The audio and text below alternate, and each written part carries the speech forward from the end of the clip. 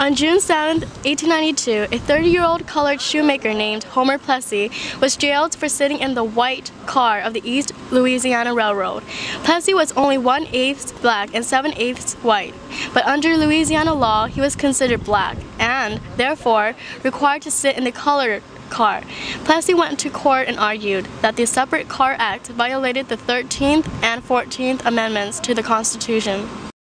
John H. Ferguson, who had previously declared the Louisiana's Separate Car Act of 1890 unconstitutional on trains that traveled through several states, was the presiding judge.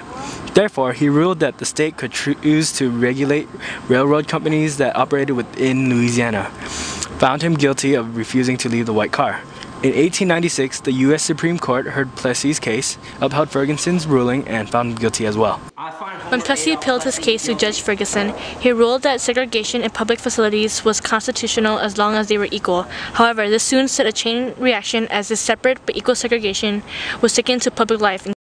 Linda Brown, an 8-year-old black child, had to cross Topeka just to get to her colored school, while her white friends attended a public school a few blocks from her house.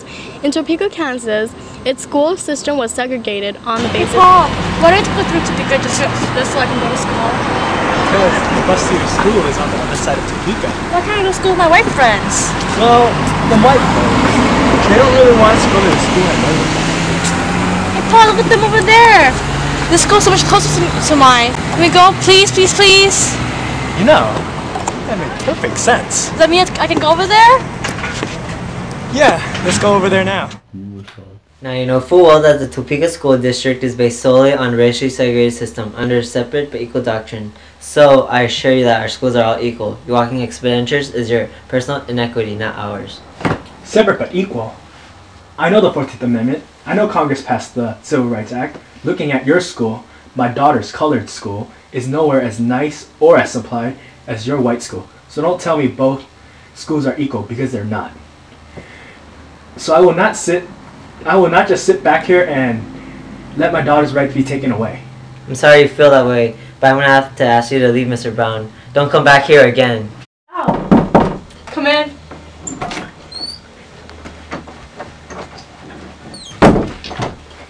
I've come to you for your help, Mr. Burnett.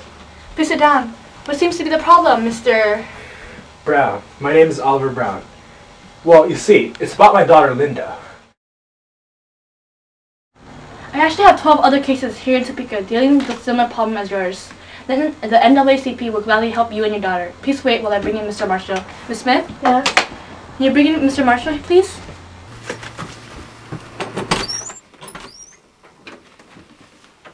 Good afternoon, Lieutenant. Hi, Thurgood.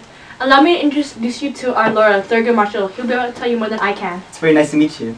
My name is Brown, Oliver Brown. He tried to enroll his daughter into a white elementary school, but was denied enrollment. Do you think we have a case? Yes, we most certainly do have a case. We use the Plessy versus Ferguson as our main argument. I thank you. I thank you both. Besides Oliver Brown, Marshall also defended 12 other Topeka families who were suing the Topeka school system for denying their children entrance into white public schools. Marshall calls for an expert witness, Dr. Hugh W. Spear, to prove segregated schools were unequal. The plaintiff would like to call Dr. W. Hugh Spears to the stand, please. Do you swear to tell the truth, the whole truth, and nothing but the truth? I do. Dr. Spears, in your opinion, are segregated schools considered equal, even with the same books, materials, buildings, and pay for teachers? In my opinion, I do not think racially segregated schools can ever be equal. Can you please expand on that idea, please? If the colored children are denied the experience of associating with white children, who represent 90% of our national society, then the colored child's curriculum will be greatly curtailed. The Topeka curriculum or any other school's curriculum can never be equal under segregation. Thank you, Dr. Spears. No further questions, Your Honor. Now it is the Board of Education's chance to defend itself for segregating public schools in Why did Topeka. the board segregate public schools? Isn't it unfair and harmful to keep colored students away from white students? Segregated schools simply prepare black children for segregation that they would face during adulthood. Also, segregated schools are not necessarily harmful to black children. There are some great colored men, such as Frederick Douglass, Booker T. Washington, and George Washington Carver, who overcame more than just segregated schools to achieve what they had accomplished. We believe that the segregation of white and colored children in public schools does affect the motivation of a colored child to learn.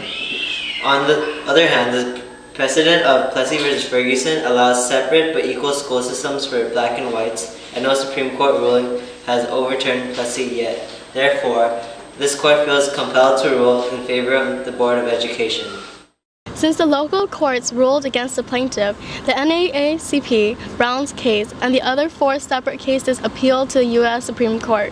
The other cases were all having problems with their public school systems. After either side defended their case, the Supreme Court was divided into their verdict, so it asked to rehear the arguments for all 5 cases.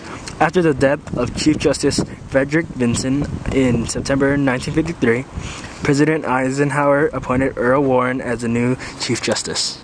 The separate but equal ruling made in Plessy v. Ferguson is an error made over 60 years ago. This should be quickly rectified under the 14th Amendment. This amendment allows the government to prohibit state actions based on race. This includes segregated schools. The several states that implemented segregation at the time helped ratify the 14th Amendment. If they had believed that it applied to segregation laws, then surely they would not have passed the amendment. After months of deliberation, the new Chief Justice worked to bring the court together to make a unanimous decision. On May 17, 1954, Warren read the decision of the Supreme Court. Today, education is perhaps the most important function of state and local governments.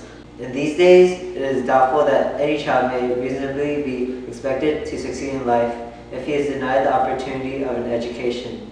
Such an opportunity, where the state has undertaken to provide it, is a right which must be made available to all on equal terms. Segregation of white and colored children in public schools has a detrimental effect upon the colored children.